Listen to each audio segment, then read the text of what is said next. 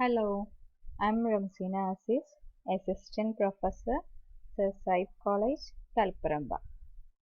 Today, I'm discussing the topic Origin and Recording of Transactions. Every business activity is not an accounting activity. We record only business transaction in accounting. There are three types of business transactions. They are cash transactions, credit transaction, and non-cash transaction. Cash transaction means any business transaction which involves immediate payment or receipt of cash. For example, sale of goods for cash is a cash transaction. Credit transaction. In credit transaction, there is no immediate payment or receipt of cash. The settlement of payment or receipt of cash is done at a later date. That is called a credit transaction. For example, goods purchased on credit is a credit transaction. Non-cash transaction. This transaction does not involve any payment or receipt of cash either immediately or at a later date. For example, depreciation, return of goods, etc. Let's move on to the topic double entry system. Generally, the recording of transactions are made on the basis of double entry system of accounting. This system owes its origin to an Italian mathematician called Luca Pacioli, who first published the principle of double entry system in 1494 at Venice in Italy. So, he is considered to be the father of modern accounting, Luca Pacioli.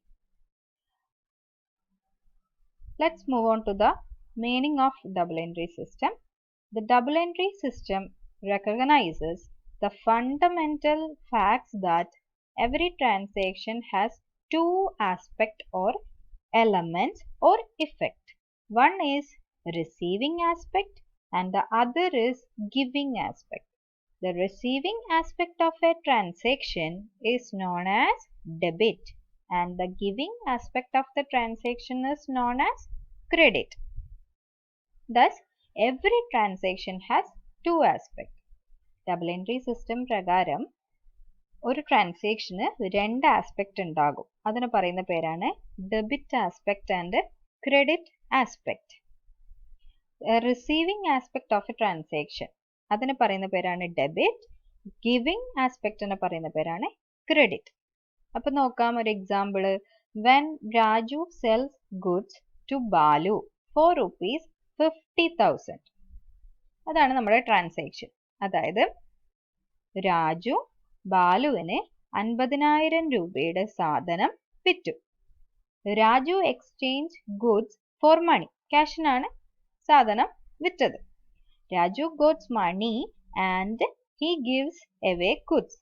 In this transaction, cash is the receiving aspect, that is debit, and goods is the giving aspect.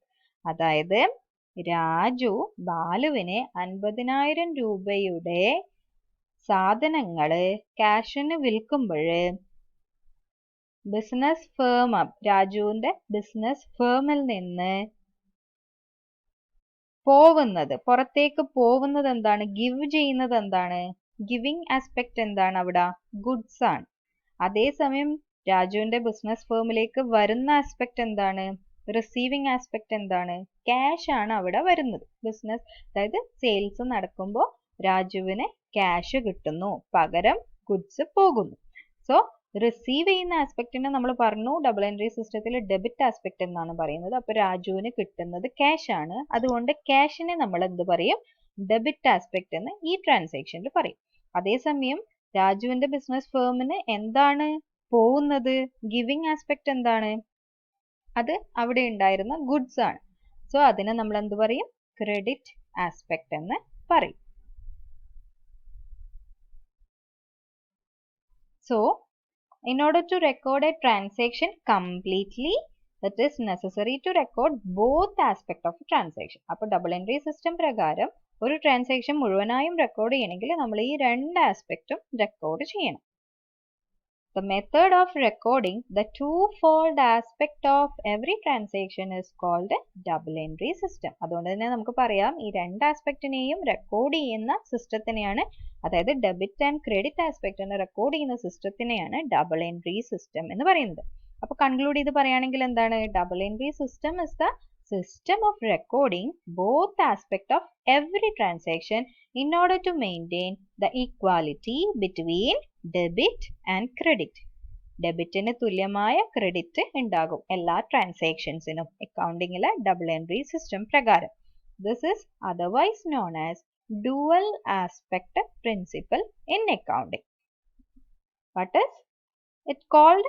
Dual aspect principle in accounting or double entry system. ഈ ഒരു പിക്ചറിൽ നിന്ന് തന്നെ double entry system clear ആണ്. ഡെബിറ്റിന് തുല്യമായ credit ഉണ്ടാകും എല്ലാ business ട്രാൻസാക്ഷൻസിനും. ഇനി നമുക്ക് എന്തൊക്കെയാണ് ഈ ഡബിൾ എൻട്രി സിസ്റ്റത്തിന്റെ അഡ്വാൻറ്റേജസ് എന്ന് നോക്കാം. It provides a complete record of each and every transaction because both aspects of every transaction are recorded. രണ്ട് ആസ്പെക്റ്റും റെക്കോർഡ് ചെയ്യുന്നുണ്ട്. അതുകൊണ്ട് തന്നെ കംപ്ലീറ്റ് റെക്കോർഡ് ബിസിനസ്സിൽ ഇൻകർ ചെയ്യുന്ന ട്രാൻസാക്ഷൻസിന്റെ കംപ്ലീറ്റ് റെക്കോർഡ് അവൈലബിൾ ആണ്. Then it is a systematic scientific system of accounting. It is called a scientific system of accounting. അവിടെ ഒരു principle double entry principle അല്ലെങ്കിൽ ഡുവൽ ആസ്പെക്ട് പ്രിൻസിപ്പിൾ ഉപയോഗിക്കുന്നതുകൊണ്ട് തന്നെ it is a scientific system of accounting എന്ന് പറയാം. Then in double entry system, a total debit is always equal to total credit. ഡെബിറ്റിന് തുല്യമായ credit ഉണ്ടാകും. Hence a trial balance can be prepared. അതുകൊണ്ട് തന്നെ നമുക്ക് trial balance prepare ചെയ്യാൻ പറ്റുകയും അതുവഴി arithmetical accuracy of accounts check ചെയ്യാനും സാധിക്കുന്നു. With the help of trial balance, a trader can prepare trading and profit and loss account to know the profit or loss earned by the business during a particular period. ഈ trial balance prepare ചെയ്യാൻ സാധിക്കുന്നത് കൊണ്ട് തന്നെ നമുക്ക് business ഫേമിലെ ഓണർക്ക് എന്ത് ചെയ്യാൻ വേണ്ടി പറ്റുന്നു? ആ ബിസിനസ് ഫേമിന്റെ പ്രോഫിറ്റ് ഓർ ലോസ് എത്രയാണ് എന്ന് മനസ്സിലാക്കാൻ സഹായിക്കുന്ന trading and profit and loss account prepare ചെയ്യാൻ സാധിക്കുന്നു. Then it is possible to find out the exact reason for the profit earned or loss incurred. എന്തുകൊണ്ടാണ് പ്രോഫിറ്റ് ഇൻകർ ചെയ്തിരിക്കുന്നത് അല്ലെങ്കിൽ എന്തുകൊണ്ടാണ് ലോസ് ഉണ്ടായിട്ടുള്ളത് എന്ന് കൃത്യമായി മനസ്സിലാക്കാൻ ഈ ഒരു സിസ്റ്റം ഓഫ് അക്കൗണ്ടിംഗ് ഫോളോ ചെയ്യുന്നത് കൊണ്ട് സാധിക്കുന്നുണ്ട്.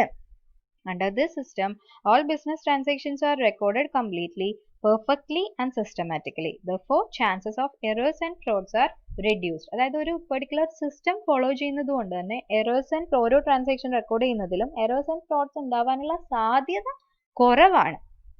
ഇല്ല എന്നല്ല പറയുന്നത്, സാധ്യത നമുക്ക് റെഡ്യൂസ് ചെയ്യാൻ വേണ്ടി പറ്റും. ഒരു സിസ്റ്റം ഫോളോ ചെയ്ത് കഴിഞ്ഞാൽ അതുപോലെ തന്നെ ട്രാൻസാക്ഷൻസ് റെക്കോർഡ് ചെയ്യാമല്ലോ. അപ്പോൾ ഒരു ട്രാൻസാക്ഷൻ റെക്കോർഡ് ചെയ്യുമ്പോൾ ഡെബിറ്റിന് തുല്യമായ എമൗണ്ടിന്റെ ക്രെഡിറ്റ് ഉണ്ടോ എന്ന് വെരിഫൈ ചെയ്യുന്നത് കൊണ്ടാണ് എറേഴ്സ് ആൻഡ് ഫ്രോഡ്സ് നമുക്ക് റെഡ്യൂസ് ചെയ്യാമെന്ന് പറയുന്നത്. Then it is possible to judge the progress of business by comparing the result of the previous year with those of current year. നമ്മളൊരു പെർട്ടിക്കുലർ സിസ്റ്റം ഫോളോ ചെയ്യുന്നുണ്ട്, അതുകൊണ്ട് തന്നെ നമുക്ക് ഒരു കമ്പാരിസൺ പ്രീവിയസ് ഇയറിലെ അക്കൗണ്ട്സും വെച്ചുകൊണ്ട് ഒരു കമ്പാരിസൺ സാധിക്കും. Then it is easy to prepare balance sheet. It is helpful in ascertaining financial position of a business. അതുമാത്രമല്ല ഈ ട്രയൽ ബാലൻസ് പ്രിപ്പയർ ചെയ്ത് നമ്മൾ trading and profit and loss account prepare ചെയ്ത് അതിനുശേഷം balance sheet prepare ചെയ്യാനും ഈ ഒരു system സഹായിക്കുന്നുണ്ട്. അതുകൊണ്ട് തന്നെ ഫേമിന്റെ ഫിനാൻഷ്യൽ പൊസിഷൻ നമുക്ക് കൃത്യമായിട്ട് മനസ്സിലാക്കാൻ സാധിക്കുന്നു. These are the advantages of double entry system. Thank you.